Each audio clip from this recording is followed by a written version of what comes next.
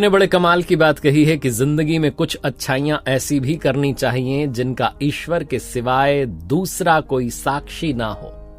नमस्ते, मैं हूं आरजे कार्तिक। एक बड़ी छोटी सी कहानी है जिन्होंने लिखी है। वो कहते हैं कि उस दिन मैं दूसरे शहर से अपने शहर आया था। स्टेशन पर उतरा तो पता चला कि ऑटो वालों की स्ट्राइक थी।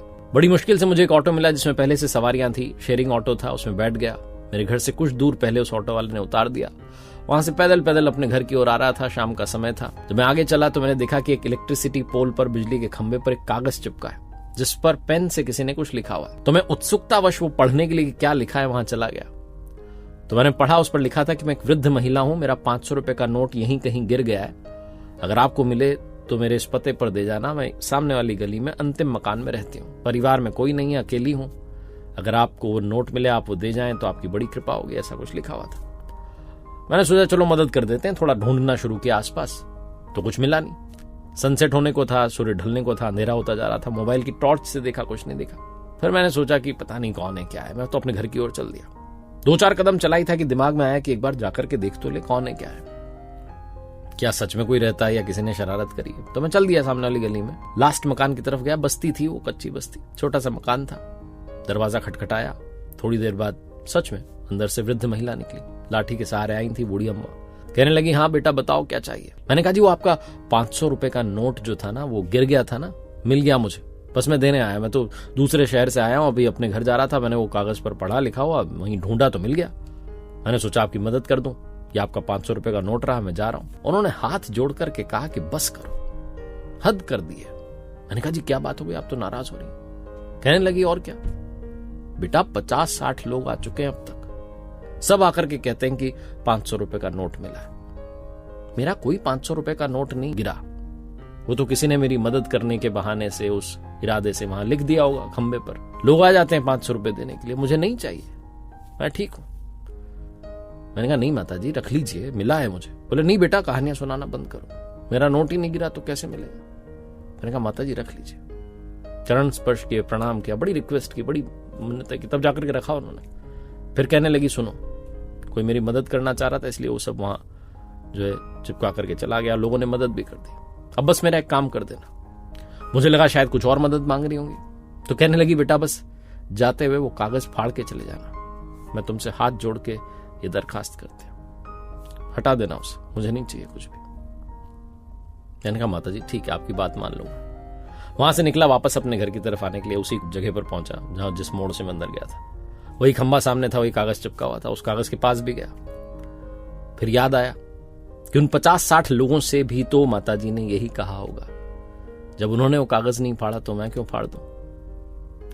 और मैं चल दिया अपने घर की ओर, यही सोचते हुए कि शायद 50-60 और बेटे माताजी के आएंगे और उनकी मदद करेंगे। जितनी हो सके दूसरों की मदद करते चलिए।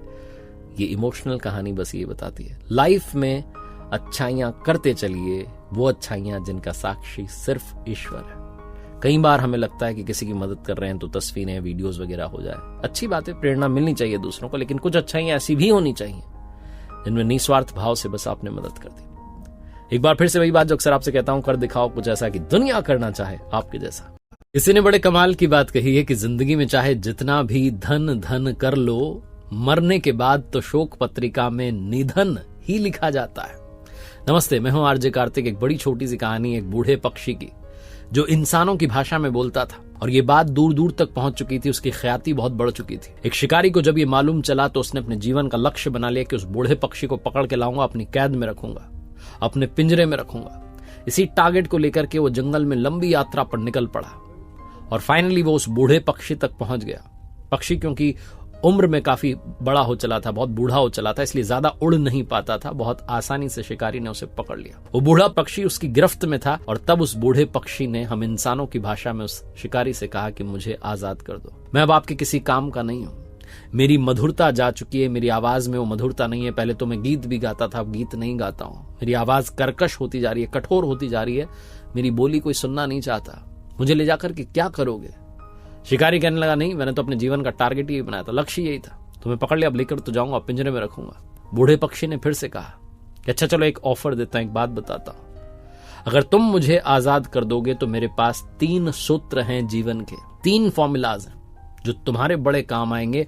तुम उनको लेकर के जाओगे तो जीवन सुधार लोगे। शिकारी हंसने लगा कि तुम और मुझे ज्ञान की बात बताओगे, किस बात की गारंटी कि मैंने तुम्हें छोड़ दिया तो तुम सच में बताओगे, हो सकता है तुम उड़ जाओ। उस बूढ़े पक्षी ने कहा कि एक बात तो मैं तुम्हें अभी बता दूंगा जब तुमने मुझे पकड़ रखा है, दूसरी बात तब बताऊंगा जब मैं पेड़ की डाली पर बैठ जाऊंगा, और तीसरी बात उड़ते हुए बता दूंगा जब मैं आकाश में उड़ने लगूंगा। इस बात पर भरोसा रखो। पहली बात सुन लो, अगर अच्छी लगे तो मुझे आजाद करना, दूसरी और तीसरी बात सुनने के लिए। शिकारी ने कहा ठीक है बताओ। उस बूढ़े पक्षी ने कहा कि पहला सूत्र यह है कि जीवन में जो बीत गया उसे जो लोग भुला देते हैं वो आनंद में रहते हैं।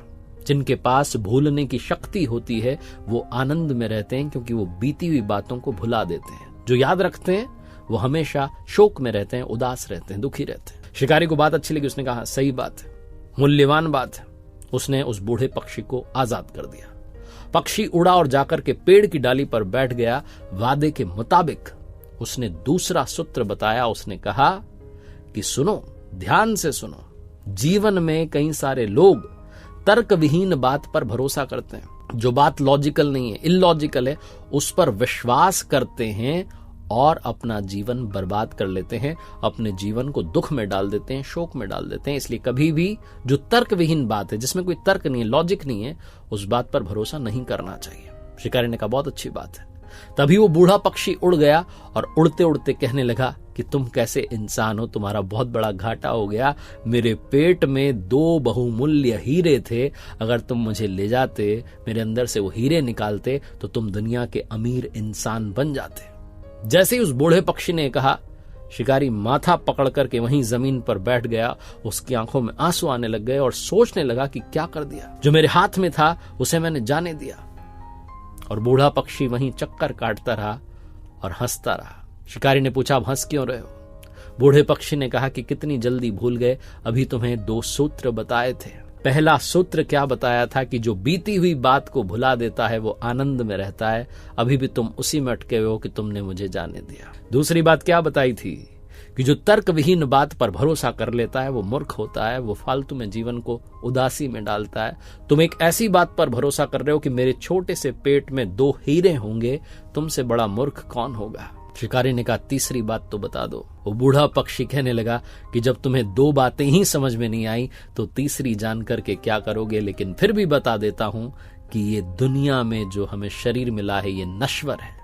इसके लिए जो कुछ इकट्ठा कर रहे हो वो सब एक दिन नष्ट हो जाएगा और शरीर भी एक दिन नष्ट हो जाएगा। ये बोलते हुए पक्षी उड़ करके चला गया। बहुत छोटी सी कहानी है, लेकिन जीवन जीने की कला सिखाती है। एक बार फिर से वही बात जो अक्सर कहता हूं, कर दिखाओ कुछ ऐसा कि दुनिया करना चाहे आपके जैसा। किसी ने बड़े कमाल की बात कही है कि ईश्वर का भक्त होने का ये मतलब नहीं है कि तुम गिरोगे नहीं, इसका मतलब यह है कि जब भी तुम गिरोगे वो तुम्हें संभाल लेंगे। नमस्ते दोस्तों, मैं हूं आरजे कार्तिक। एक बड़ी छोटी सी कहानी है एक बहुत अमीर आदमी की, जिसकी मुलाकात एक सड़क किनारे भिखारी से हुई। और जब उसने भिखारी को देखा जो बड़ा तंदुरुस्त था, तो उससे पूछा कि तुम भीख क्यों मांगते हो, तुम इतने तंदुरुस्त हो, हट्टे कट्टे हो, नौजवान हो।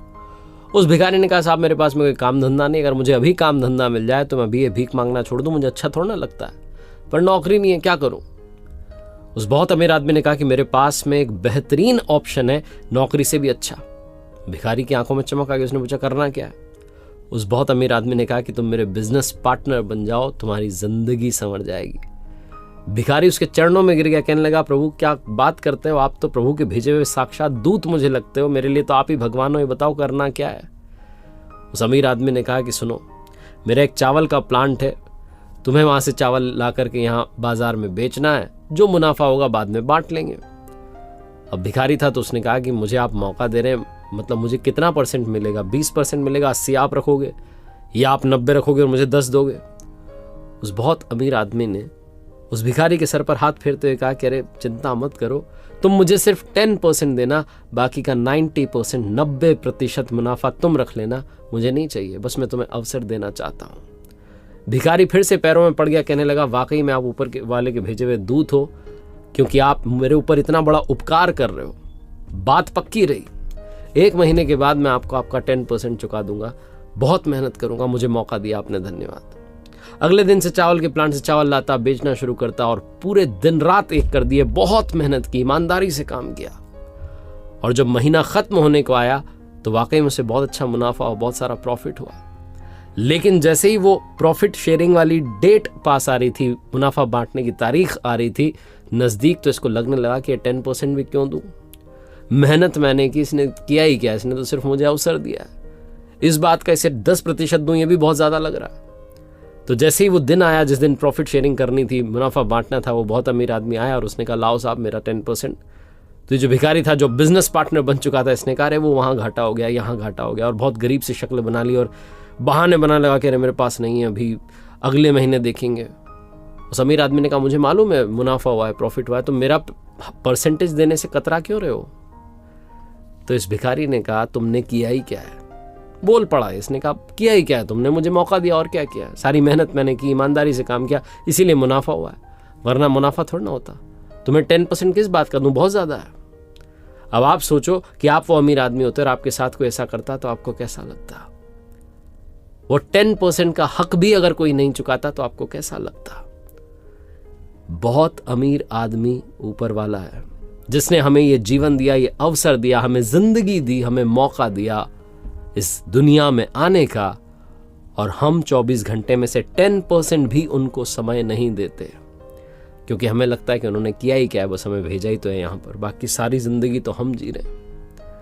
आपकी सैलरी का 10% भी अगर आप डोनेट करना शुरू कर दें हर महीने, मैं तो कहता हूँ 5% भी आप डोनेट करना शुरू कर दें, और दिन भर के 24 घंटे में से 5% टाइम भी ऊपर वाले को देना शुरू कर दें, उनकी भक्ति में समय लगाना शुरू कर दें, तो लाइफ संवर जाएगी। ये छोटी सी कहानी बस यही आखिरी सार समझाती है कि जिसने आपको जीवन दिया, लाइफ दी, उसके 10% का हक तो अदा कीजिए। एक बार फिर से वही बात, ऊपर वाले के आशीर्वाद, अपनी मेहनत, अपनों के प्यार के साथ कर दिखाओ कुछ ऐसा कि दुनिया करना चाहे आपके जैसा। किसी ने बड़े कमाल की बात कही है कि इस दुनिया में कोई आपके हाथ से छीन कर ले जा सकता है, लेकिन आपके नसीब से छीन कर नहीं ले जा सकता।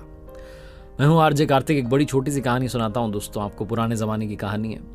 एक राजा साहब के दरबार में एक राजगुरु थे, और वो राजगुरु बड़े कम समय के लिए वहां आते थे, क्योंकि उनका एक स्कूल था। नदी किनारे एक स्कूल में गांव के बच्चों को पढ़ाते थे, तो ज्यादा समय स्कूल में बिताते थे। एक दिन वो गुरुजी आए हुए थे, और जो राजा था वो बड़ी चिंता में था। तो गुरुजी ने पूछा कि क्या बात है? तो राजा ने बताया कि बेटी जो है विवाह के योग्य हो चुकी है और उचित वर नहीं मिल पा रहा है, क्या किया जाए? तो उन्होंने कहा गुरुजी ने कि लाइए मैं कुंडली देख लेता हूँ। कुंडली देखना शुरू किया तो चौंक गए, आश्चर्य में पड़ गए। विलक्षण प्रतिभा की धनी थी वो कन्या, और उसका जो भाग्य था बड़ा उज्जवल दिख रहा था। गुरुजी ने उस कुंडली में देख लिया था कि इसकी जिससे शादी होगी, अगर वो राजा है तो महाराजा बनेगा, महाराजा है तो सम्राट बनेगा, सम्राट है तो चक्रवर्ती बन जाएगा। जहां जाएगी उस कुल का जो है, उस कुल को आगे लेकर के जाएगी, उसको उन्नति के पथ पर लेकर के जाएगी, उसका भाग्य चमक जाएगा। और जैसे ही ये सब इन्होंने देखा, इनके दिमाग में बुराइयां हावी हो गई। इनको लगा कि अगर ऐसा ही कुछ होना है तो मेरी शादी हो जाए, मैं ही शादी कर लेता हूं, मैं ही महाराजा बन जाऊंगा। तो गुरुजी के मन में विकार हावी हो गए, बुराइयां हावी हो गई, और गुरुजी ने चाल चली। इन्होंने कहा राजा से कि राजा साहब, बच्ची आपकी जो है विलक्षण प्रतिभा वाली है, जिस कुल में जाएगी उसका भाग्य उदय कर देगी, कुल का जो है उजाला ही उजाला कर देगी जीवन में। लेकिन अगर आप इसका सीधा विवाह करा देते हैं तो ये अड़चन है कि ये कुल का नाश भी कर सकती है, वो कुल भी खत्म हो जाएगा और आपका परिवार भी खत्म हो जाएगा, ऐसा इसकी कुंडली में लिखा है। राजा चिंता में पड़ गया, बोलने लगा कि क्या किया जाए? तो गुरुजी ने कहा कि एक बड़ा आसान सा उपाय है। आप एक बड़े से बक्से में कन्या को बैठा दीजिए, हीरे जवाहरात और ज्वेलरी जो है उसमें रख दीजिए, ताकि कहीं आगे जीवन में इसकी दिक्कत ना आए, और उस बक्से को नदी की धारा में प्रवाहित कर दीजिए। स्वेच्छा से जहां ये बक्सा जिसके पास पहुंचेगा, जिसकी शादी इससे होगी कन्या से, उसके जीवन में उजाला ही उजाला होगा। चाहे वो सामान्य सा व्यक्ति क्यों ना हो, वो राजा महाराजा बन जाएगा। आप चिंता मत कीजिए, मेरी बात पर भरोसा कीजिए। गुरुजी की उस चाल में वो राजा फंस गया। राजा ने कहा ठीक है, आप कह रहे हैं तो आपको इतना मानते हैं। उनकी बात को माना गया। एक बड़े बक्से में जो है बैठाया गया उस कन्या को। वो नहीं चाह रही थी, लेकिन पिताजी की आज्ञा थी तो माननी पड़ी। एक नदी की धारा में उसको प्रवाहित कर दिया गया, बक्से को बहा दिया गया। बहुत सारा उसमें जो है हीरे जवाहरात ज्वेलरी जो है भर दी गई थी। दौड़ते हुए गुरुजी पहुंचे अपने स्कूल की, भैया आने वाला है बक्सा। जाकर के जो था बच्चों से कहा कि सुनो, आज छुट्टी है, कोई पढ़ाई वढ़ाई नहीं होगी, नदी किनारे पहुंच जाओ, एक काम आपको करना है मेरा। एक बक्सा बहता हुआ आ रहा है, उस बक्से को उठा करके लाना और मेरे कक्ष में ला करके रख देना, और बाहर से दरवाजा लगा देना। मैं चाहे लाख चिल्लाऊं, दरवाजा मत खोलना। बच्चों ने कहा ठीक है गुरुजी, जो आपकी आज्ञा। बच्चों के तो मजे आ गए, पहुंच गए नदी किनारे, नहाने लग गए, इंतजार करने लगे कि बक्सा आ जाए बह करके। लेकिन कहते हैं ना कि जो योग है, संयोग है, उसके आगे किसी की चलती नहीं है।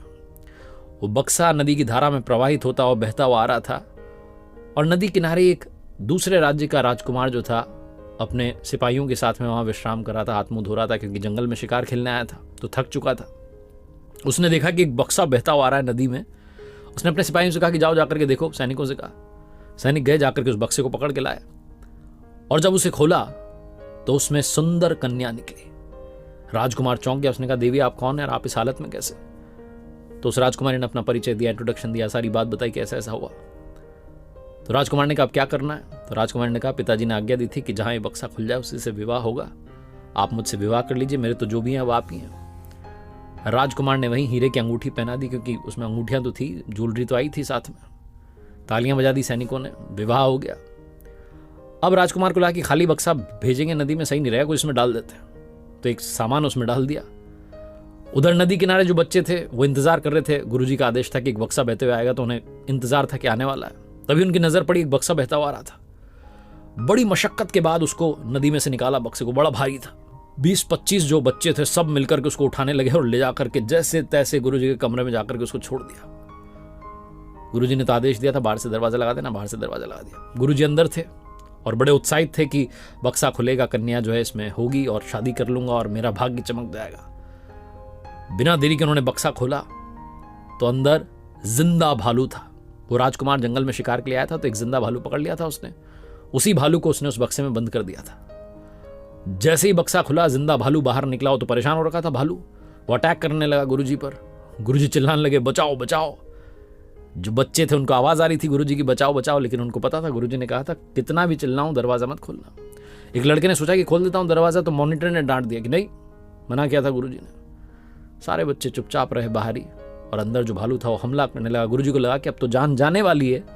तब उन्होंने चौक उठाई और ब्लैक बोर्ड पर लिख दिया, ममो इच्छा देवनाशम देव इच्छा प्रबलम राजद्वारे राज्य कन्या विप्र भालू भक्षितम। यानी कि राजद्वार पर राजकन्या पहुंच ही गई। जो उसका भाग्य था, जो लिखा हुआ था कि उसकी शादी जिससे होगी वो राजा से महाराजा, महाराजा से सम्राट बनेगा, वो पहुंच गई और एक गुरु को भालू खा गया। यानी कि मेरी इच्छा का नाश हो गया और उनकी इच्छा प्रबल रही। जीवन में जो होना है वो होकर के रहेगा। पहली बात तो ये कहानी सिखाती है। और दूसरी बात ये सिखाती है कि अगर आपकी बुराइयां आप पर हावी हो गई तो आपका अंत निश्चित है। इसलिए बुराइयों को अपने ऊपर हावी मत होने दो।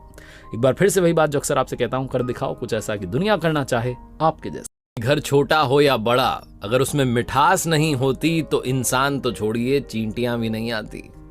मैं हूं आरजे कार्तिक। एक बड़ी छोटी सी कहानी एक बिजनेसमैन की, जो अपने ड्राइवर के साथ नदी के इस किनारे खड़े होकर के सोच रहा था कि उस पार कैसे जाएं। क्योंकि ड्राइवर बता रहा था कि साहब उस पार अगर आपको जाना है सड़क के रास्ते से तो 6 से 8 घंटे लग जाएंगे और आपके पास में इतना टाइम है नहीं। जो बिजनेसमैन था वो नदी के उस पार जो गांव था वहां पर एक फैक्ट्री खोलना चाहता था और देखने के लिए आया था कि जमीन कैसी है, क्या मामला है। अब बिजनेसमैन समझ नहीं पा रहा था, कंफ्यूज हो रहा था। तो ड्राइवर ने कहा, साहब एक आसान काम कीजिए, 15 मिनट में आप इधर से उधर चले जाएंगे, नाव में सवार हो जाइए।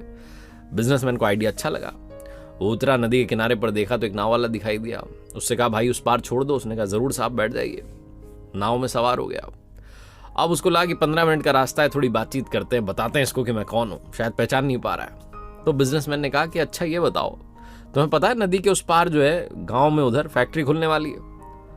नाव वाले ने कहा, साहब फैक्ट्री ये क्या होती है? मैं तो फैक्ट्री के बारे में नहीं जानता।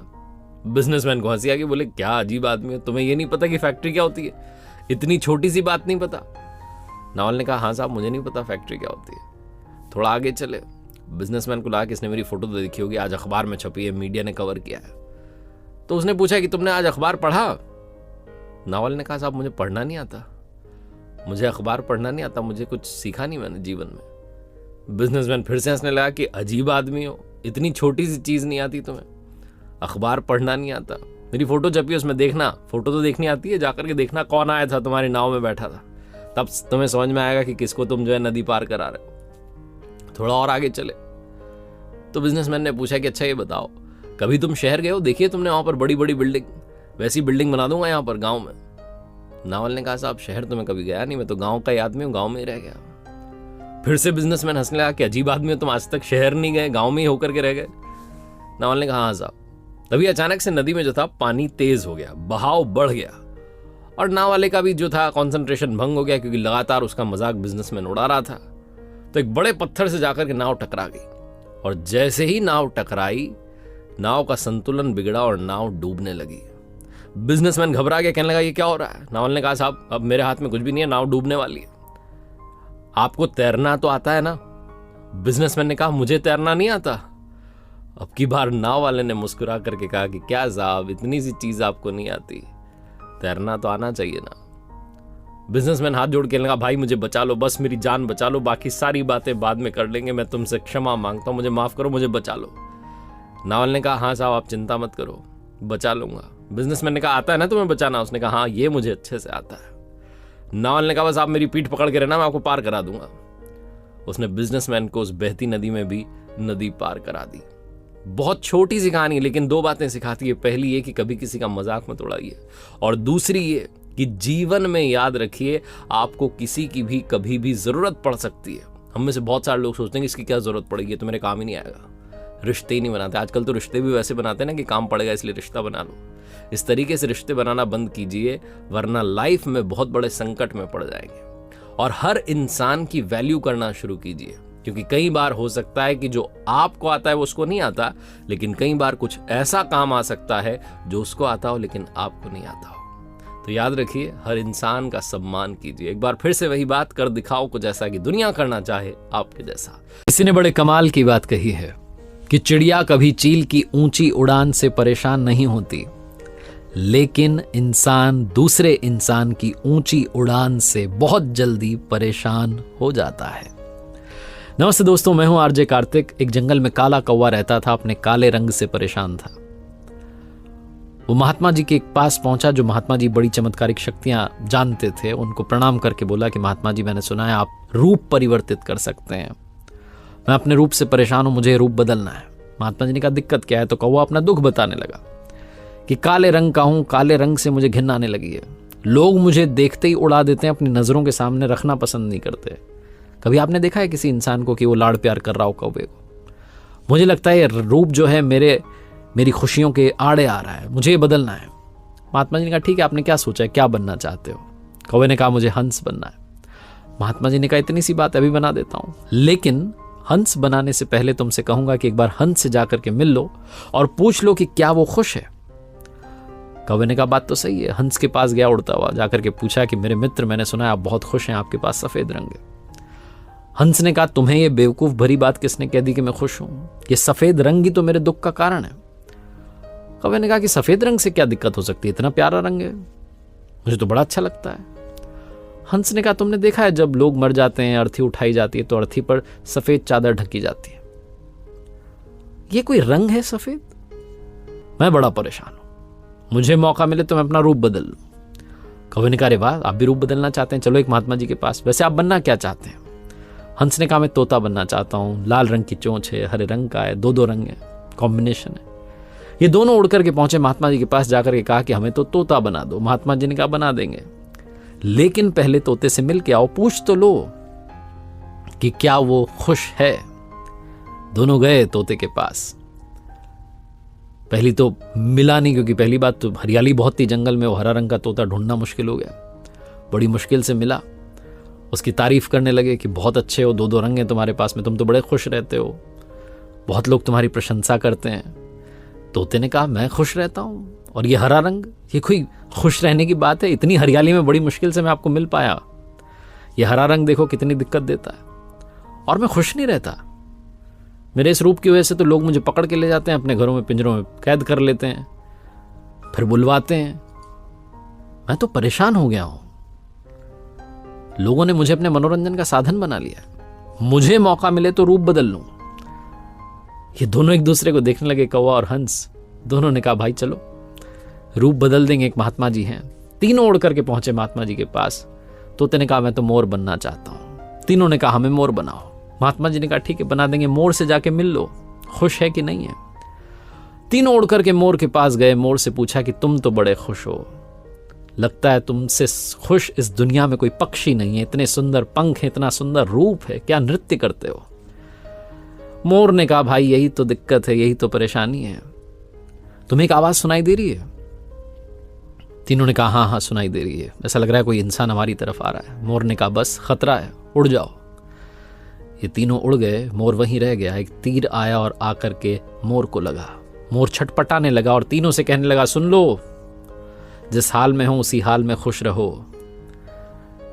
मैं इतना सुंदर हूं इसलिए तो मेरा शिकार कर लिया जा रहा है, मेरे पंख ले जाकर के शिकारी बेच देगा। कौवे से कहा मोर ने कि तुम सबसे ज्यादा खुश हो, तुम क्या पूछते फिर रहे हो कि कौन खुश है। कौवे ने कहा कैसे। मोर ने कहा कि तुमने सुना है कभी कोई इंसान कौवे को खा रहा हो। वो मुर्गी के बच्चों को खा लेता है लेकिन कौवे को नहीं खाता है। तुम सुरक्षित हो, तुमसे किसी को मतलब ही नहीं है, तुम अपने हाल में खुश हो, लेकिन दिक्कत यह तुम दूसरों से तुलना करने लगते हो और दुखी हो जाते हो। ये कहानी इन पक्षियों की नहीं, आपकी हमारी है। हम जिस हाल में उसमें खुश रहना सीख लेना चाहिए। अगर कंपेयर करते रहेंगे तो तुलना का कोई अंत नहीं होता, तुलना हमारे सुखों का अंत कर देती है। याद रखना कि सूर्य और चंद्रमा दोनों का अपना महत्व है, लेकिन तुलना नहीं की जा सकती। दोनों में से जिसका समय आता है वो तभी चमकता है। किसी ने बड़े कमाल की बात कही है कि कर्म एक ऐसा रेस्टोरेंट है जहां ऑर्डर करने पर नहीं बल्कि वो मिलता है जो हमने पहले से पकाया होता है। नमस्ते दोस्तों, मैं हूं आरजे कार्तिक। एक ऐसी महिला की कहानी जो अपने जीवन में संघर्ष के दौर से गुजर रही थी, बड़ी समस्या का सामना कर रही थी, लेकिन अपने चेहरे पर मुस्कान बनाए रखती थी, लोगों की मदद करने का भाव रखती थी। उनका एक डेली रूटीन था। वो दिन में जब भी भोजन बनाती थी, एक्स्ट्रा 2 चपाती बनाती थी और 2 चपाती ले जाकर के घर के बाहर खिड़की में रख देती थी कि कोई भी जरूरतमंद, कोई भी भिखारी, कोई भी निकले तो लेकर के चला जाए, अपना पेट भर ले। कुछ दिनों से उनके घर के बाहर से एक भिखारी निकलता था और वो तय समय पर आता था, दोनों चपाती उठाता था, ले जाता था और जाते आते कहता था कि बुरा बुरा अपने पास रह जाए, अच्छा वाला घूम के आए। और ये जो लाइन थी वो हर बार हर दिन आकर के रिपीट करता था कि बुरा बुरा अपने पास रह जाए, अच्छा वाला घूम के आए। और इनको गुस्सा आ रहा होता था कि बुरा बुरा अपने पास क्यों रह जाए, मेरे साथ तो बुरा हुआ है, मैं इतने बड़े संकट का सामना कर रही हूँ। बहुत कुछ इनको चल रहा होता था, इनको चिढ़ होती थी, इनको लगता था कि एक ताना मार रहा है कोई आकर के। वो जब भी आता था उसका रूटीन बन चुका था, उसे मालूम था कि 2 चपाती मिल जाएगी, ज़्यादा परेशान होने की जरूरत नहीं है। वो निकलता था और यही बात कहता था। एक दिन मैडम का दिमाग इतना ख़राब हो गया, इनको इतना गुस्सा आया, इन्होंने सोचा कि जहरीली दवाई मिला देती हूँ इसकी उन 2 चपाती में, इसका खेल ख़त्म करती हूँ, उसने मुझे परेशान कर दिया है। बहुत क्रोध में थी तो अलग से जो है आटा तैयार किया, आटा गलाया, 2 चपाती उसमें जहरीली दवाई मिला दी, उनको ले जाकर के घर के बाहर खिड़की में रखने वाली थी कि इनकी अंतरात्मा से आवाज़ आई कि तुम ये क्या कर रही हो, तुमने अपने जीवन में सब कुछ अच्छा किया और आज इतना बड़ा पाप करने जा रही हो, ये तुम कैसे कर सकती हो। वो जो अंतरात्मा की जो इनर सोल की आवाज थी, इन्होंने सुनी, दोनों चपातियां वहां से उठाई, जाकर के गला दी, उनको नष्ट कर दिया। फिर से आटा गलाया, फिर से 2 अच्छी चपाती बनाई और ले जाकर के बाहर खिड़की में रखी। थोड़ी देर के बाद में जो समय पे आता था भिखारी, वो आया, उसने वो चपातियां उठाई और वही बोल के गया कि बुरा बुरा अपने पास रह जाए, अच्छा वाला घूम के आए। ये जो महिला थी, इनका बच्चा 2 साल से गायब था, मिल नहीं रहा था। ये हर बार प्रतीक्षा कर रही होती थी कि घर के दरवाजे पर घंटी बजे, डोरबेल बजे और मेरा बच्चा गेट पर खड़ा हो। कमाल ये हुआ कि उस शाम में वो बच्चा घर के दरवाजे पर खड़ा था, उसने डोरबेल बजाई, मां ने गेट खोला, लड़का सामने खड़ा था। ये बहुत खुश हुई, ऊपर वाले को धन्यवाद देने लगी। बच्चे से पूछने की थी कहाँ थे, क्या हाल में थे। लड़के ने बताया कि इधर उधर पता नहीं कितने राज्यों में से घूम करके यहाँ पहुंचा हूं मां, मैं कल शाम में आ जाता हाईवे पर, लेकिन मैं इतनी ठंड में परेशान हो रहा था, मुझसे चला नहीं जा रहा था, मैं कमज़ोर महसूस कर रहा था, वहीं सो गया। मेरी नींद जब दोपहर में खुली तो मैं बहुत बुरे हाल में था।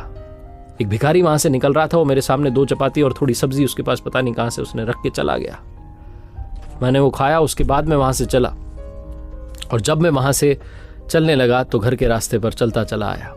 माँ उस भिखारी का धन्यवाद जिसने मेरी जान बचा ली। मैं भूख से बहुत परेशान था, बहुत दिनों से खाया नहीं था। माँ की आंखों में आंसू थे।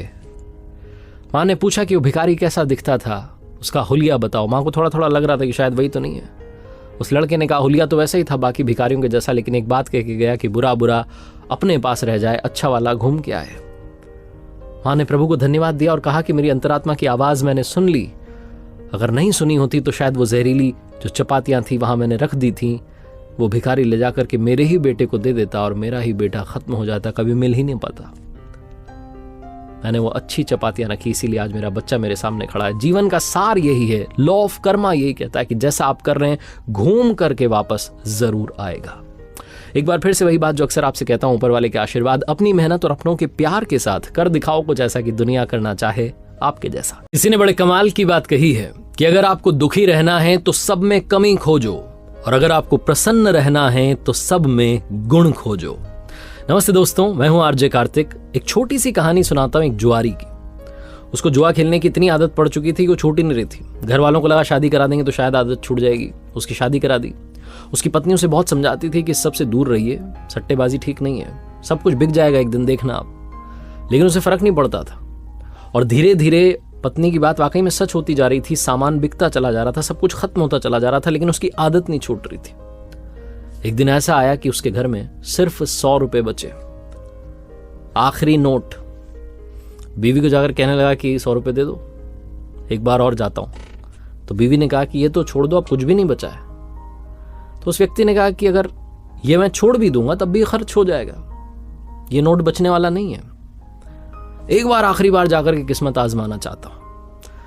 बीवी ने सोचा है तो पगला चुके हैं पूरी तरीके से, सब कुछ बर्बाद कर चुके हैं, घर में बचा है 100 रुपए का नोट, इसको रख के भी क्या करेंगे, सही कह रहे हैं, ये तो वैसे ही खर्च हो जाएगा। बीवी ने नोट थमा दिया कि जाओ देख लो एक बार और। पहुंच गया पति एक बार फिर से सट्टा लगाने के लिए, जुआ खेलने के लिए। 100 रुपए का नोट रखा, लॉटरी शुरू हुई। कमाल ये हुआ कि जीत गया बाजी और 100 के बन गए 1000। अगली वाली में फिर उसने लगा दिया 1000, वो बन गए 10,000। मन मान नहीं रहा था, उसने कहा क्या बात है, धीरे धीरे वापस शायद ऊपर वाला लौट आ रहा है। 10,000 लगा दिए, बन गए 1 लाख। 1 लाख लगा दिए, बन गए 10 लाख। रुकने को तैयार नहीं, उसने कहा एक बार और आजमा लेते हैं, आखिरी बार, ये 10 लाख क्या पता 1 करोड़ बन जाए। इसी सोच में आकर के 10 लाख लगा दिए और अब की बार वापस हो गया 0। घर जा रहा था, उदास था, सोच रहा था बीवी पूछेगी क्या किया। बीवी ने पूछा घर जाते कि हाँ जी क्या रहा। तो उसने कहा हार गया वो 100 रुपए। वो 100 रुपए थे ना, खत्म हो गए। ये नहीं बताया कि 10 लाख तक पहुंच चुका था, कहने लगा वो 100 रुपए थे ना, वो खत्म हो गए। सही बोल रहा था, 100 रुपए लेके गया था, 100 रुपए खत्म हो गए। 10 लाख वाली चिंता पालेगा तो मर जाएगा, बोला ही नहीं। छोटी सी कहानी है, लेकिन इस लाइफ को समझने के लिए बहुत सही कहानी है। ये कहानी जुआरी की और 100 रुपए की सट्टेबाजी की नहीं है, कहानी आपकी हमारी है। हम सब भी वो एक लेकर के आए हैं, वो नोट जो हमारी सोल है, हमारी आत्मा है। और जब जाएंगे तो ऐसा मत काम कीजिए कि वो भी ना बचे। जो लाए थे उसे भी खोकर कहीं चल दें, क्योंकि बाकी सब तो यहीं छूट जाएगा, बाकी सब तो यहीं रह जाएगा। बताने के लिए वो एक तो रहना चाहिए, वो आत्मा तो रहनी चाहिए, वो जीवित रहनी चाहिए, जिंदा रहनी चाहिए, शुद्ध रहनी चाहिए। और उसकी शुद्धि के लिए बहुत सारे तरीके हैं। आप दूसरों की मदद कर सकते हैं, दूसरों में गुण खोजना शुरू कर सकते हैं, दुनिया में मुस्कान बांटना शुरू कर सकते हैं, अपने अड़ोसी पड़ोसी का ख्याल रखना शुरू कर सकते हैं। आप मेडिटेशन कर सकते हैं, ध्यान कर सकते हैं, अपनी सोल को प्योर कर सकते हैं। बस याद रखिएगा कि कहीं ऐसा ना हो कि जब अंत समय आए तो वो एक भी आपके पास ना बचे, आप शून्य लेके जाएं। एक बार फिर से वही बात जो अक्सर आपसे कहता हूं, ऊपर वाले के आशीर्वाद, अपनी मेहनत और अपनों के प्यार के साथ कर दिखाओ कुछ ऐसा कि दुनिया करना चाहे आपके जैसा। किसी ने बड़े कमाल की बात कही है कि अगर आप उस वक्त भी मुस्कुरा सकते हैं जब आप अंदर से टूट गए हैं, तो यकीन मानिए इस दुनिया में आपको कभी कोई हरा नहीं सकता। हाय गाइस, मेरा नाम है आरजे कार्तिक और आपके लिए एक छोटी सी मजेदार कहानी। जापान में एक साबुन बनाने वाली कंपनी थी जिसकी चर्चा दुनिया में थी। साबुन बनाने के मामले में उनसे कोई भी कंपनी टक्कर नहीं ले पाती थी। उस कंपनी की क्वालिटी, प्रोसेस, हर चीज में वो कंपनी नंबर 1 थी। लोग कहते थे साबुन हो तो इस कंपनी का हो, इस लेवल पर उनका नाम था। लेकिन एक बार उस कंपनी की साख में एक छोटा सा धब्बा लग गया। किसी गांव में एक व्यक्ति साबुन खरीदने के लिए गया। जब साबुन का बॉक्स घर लेकर के आया डिब्बा, तो डिब्बा खाली निकल गया। उसने जाकर के पत्रकारों को बता दिया, अखबार में छप गया, न्यूज चैनल्स में बात चली गई, मैगजीन्स में छप गया कि इतनी बड़ी कंपनी, इतना बड़ा नाम और ये कर रहे हैं, एक डिब्बा खाली निकल गया, धोखा दे रहे हैं कस्टमर्स को। बहुत कुछ मीडिया में कहा जाने लगा। उस कंपनी के मैनेजमेंट ने मीटिंग बुलाई। समझ नहीं पा रहे थे कि गलती कहां से हो गई हमसे, मतलब इतनी छोटी सी मिस्टेक हमसे कैसे हो गई। वो कई बार शगुन में होता है ना, आप 10 लिफाफे 12 लिफाफे साथ ले जाते हैं, कोई खाली चला जाता है, वैसी सी मिस्टेक। समझ नहीं पा रहे थे कि गड़बड़ हुई कहाँ है। फिर पता चला कि असेंबली लाइन से जब वो साबुन डिलीवरी डिपार्टमेंट में जाते थे तो एक बॉक्स जो था खाली चला गया था। इतनी सी गलती थी, बहुत बड़ी बात नहीं थी, लेकिन कंपनी की साख इतनी बड़ी थी कि बात बहुत बड़ी बन चुकी थी। अब कंपनी वालों ने डिसाइड किया कि ये गलती कभी भी दोबारा नहीं होनी चाहिए। यह आपकी हमारी एक ह्यूमन एरर है, लेकिन ये होना नहीं चाहिए। अब इसको क्या किया जाए? तो आइडिया मंगवाया गया, सब लोग अपना अपना आइडिया लेकर के आए। एक बंदे ने आइडिया दिया, वो पसंद आ गया कंपनी वालों को। आइडिया ये था कि जो असेंबली लाइन है उसके आखिरी में एक एक्सरे मशीन लगवाएंगे। और एक हाई रेजोल्यूशन वाला मॉनिटर रखवाएंगे, कंप्यूटर रखवाएंगे, जिससे कि वहाँ एक व्यक्ति बैठे और वो चेक करता रहे कि कोई डिब्बा खाली तो नहीं जा रहा है। अब उसके लिए खर्चा होना था, मशीन के लिए ऑर्डर दिया गया, उस एक व्यक्ति को अपॉइंट किया गया। ये बात उस कंपनी में हर एम्प्लॉय को मालूम चलती जा रही थी कि इस प्रॉब्लम का सोल्यूशन क्या निकला है। ये बात उस कंपनी में काम कर रहे गार्ड साहब को भी मालूम चली और उनसे रहा नहीं गया। वो कंपनी के बॉस के केबिन में चले गए। बॉस ने कहा, अरे आओ गार्ड साहब, क्या कह रहे हो? तो उन्होंने कहा कि साहब छोटा मुंह बड़ी बात, लेकिन ये खर्चा आप फालतू में कर रहे हैं। तो जो कंपनी का बॉस था उसने कहा कि अरे गार्ड साहब, आपको मालूम नहीं है, हमारी कंपनी की साख पर धब्बा लग गया और आप कहाँ समझेंगे ये सब। हमें ये करना ही होगा ताकि कभी भी ऐसी कोई छोटी सी गलती ना हो। बहुत छोटी गलती थी और हमारी कंपनी के लिए कितना बड़ा नुकसान हो गया। गार्ड ने कहा कि नहीं, मैं नहीं कह रहा हूं कि आपको सुधारना नहीं है, सुधारिए, लेकिन इतना खर्चा करने की जरूरत नहीं है। गार्ड साहब ने जो कहा सुनिएगा, गार्ड साहब ने कहा कि वो आप एक्सरे मशीन लगवा रहे हैं, मॉनिटर रखवा रहे हैं, एक आदमी बैठा रहे हैं, इतना करने की जरूरत नहीं है। असेंबली लाइन से जब वो साबुन जो है, साबुन के बॉक्सेस जा रहे हैं डिलीवरी डिपार्टमेंट की तरफ, तो वहां पर एक बड़ा हाई स्पीड का इलेक्ट्रिकल पंखा लगवा दो। लाइट वाला पंखा हाई स्पीड में चलेगा, तेज हवा फेंकेगा, डिब्बे जब निकलेंगे अगर कोई खाली आया तो तेज हवा उसे उड़ा देगी, वो डिब्बा साइड कर देगी। गार्ड साहब का ये छोटा सा आइडिया उस कंपनी के लिए बहुत सारे पैसे बचा गया और उस कंपनी के मैनेजमेंट को सिखा गया कि आइडिया किसी के भी दिमाग में आ सकता है, उसके लिए किताबी ज्ञान की जरूरत नहीं है। जो out of the box thinking होती है वो यही होती है। हमारी जिंदगी में प्रॉब्लम आती है, हम पहले सोल्यूशन को मान करके बैठ जाते हैं कि यही सोल्यूशन है, उसके आगे सोचते नहीं है। अगर हम दूसरा तीसरा सोल्यूशन ढूंढने जाएंगे तो प्रॉब्लम को जड़ से मिटा देंगे। दूसरी बात ये कहानी सिखाती है कि ओवर थिंकिंग में कुछ नहीं रखा। वो कंपनी वाले ओवर थिंकिंग कर रहे थे, क्या करें कैसे करें, सारा दिमाग लगा दिया। उस प्रॉब्लम का सोल्यूशन सिंपल सा था, एक पंखा लगाना था लाइट वाला, काम आसान था। आरजे कार्तिक बस यही कहेगा इन दो बातों के साथ जिंदगी में याद रखो इनको और कर दिखाओ कुछ ऐसा कि दुनिया करना चाहे आपके जैसा। किसी ने बड़े कमाल की बात कही है कि सबको गिला है, हमें बहुत कम मिला है। जरा सोचिए, आपको जितना मिला है उतना कितनों को मिला है। नमस्ते दोस्तों, मेरा नाम है आरजे कार्तिक। एक छोटी सी कहानी महाभारत के समय की। महाराज युधिष्ठिर जो कि बहुत बड़े धर्मात्मा थे, जब युद्ध के बाद वो महाराज बन चुके थे, उनके बारे में दूर दूर तक चर्चा थी कि जो भी जाएगा उसकी मदद जरूर होगी। एक बार एक ब्राह्मण पहुंचे राजमहल में, बड़ी मुश्किलों के बाद उनका नंबर आया। महाराज के सामने गए और जाकर के कहा कि मेरी बेटी की शादी है, थोड़ी आर्थिक सहायता दे दीजिए, आप मदद कर दीजिए। महाराज युधिष्ठिर उस वक्त किसी काम में व्यस्त थे। उन्होंने कहा कि अरे बाद में आना, कल आ जाना, कल आपका काम हो जाएगा, कल आना। ऐसा बोल के टाल करके ब्राह्मण को भेज दिया। वो ब्राह्मण जब बाहर निकले महल से तो रास्ते में उन्हें भीम मिले। भीम ने देखा कि एक व्यक्ति जो राजमहल में गया था महाराज युधिष्ठिर से मिलने के लिए, उसका चेहरा लटका हुआ है, उदास है। तो पूछा ब्राह्मण देवता से कि अरे क्या हो गया पंडित जी, उदास क्यों दिख रहे हो? तो उन्होंने बताया कि मैं महाराज से मिलने के लिए गया था, मेरी बेटी का विवाह है, पैसों की सहायता चाहिए, लेकिन महाराज ने कहा कि कल आना। भीम ने कहा अरे आप जाओ, चिंता मत करो, आपकी बेटी की शादी धूमधाम से होगी, आप मुझ पर छोड़ दो। ऐसा बोलकर के ब्राह्मण देवता को वहां से विदा कर दिया और उसके बाद भीम ने अपने साथ कुछ सैनिक लिए और पूरे नगर में ढिंढोरा पिटवा दिया कि महाराज युधिष्ठिर ने काल पर विजय प्राप्त कर ली है, यानी कि समय पर विजय प्राप्त कर ली है। चर्चे होने लगे, बात महाराज तक पहुंची। उन्होंने भीम को बुलाया और कहा कि ये क्या कर रहे हो? मैंने तो कोई काल पर विजय प्राप्त नहीं किया, आपने ऐसा पूरे नगर में क्यों कहलवा दिया, पूरे राज्य में ढिंढोरा पिटवा दिया? भीम ने हाथ जोड़ करके प्रणाम करके कहा कि बड़े भैया क्षमा चाहता हूं, लेकिन आज मैंने देखा कि दोपहर में एक ब्राह्मण देवता महल से बाहर निकले लेकिन उदास थे। आपसे मिलने जो भी आता है खुश होकर के जाता है, लेकिन वो दुखी होकर के जा रहे थे। उन्होंने बताया कि उनकी बेटी की शादी है, आर्थिक सहायता चाहिए थी, पैसे चाहिए थे, आपने कहा कल आना। यानी कि आपको पता है कि कल आप जीवित रहेंगे, यानी कि आपको पता है कि कल आपके पास ये गद्दी रहेगी, यानी कि आपको पता है कि कल आपके पास में पैसा रहेगा, तभी तो आपने कहा कि कल आना। यानी कि आपने समय पर काल पर विजय प्राप्त कर लिए। मैंने तो बस भैया यही कहलवाया।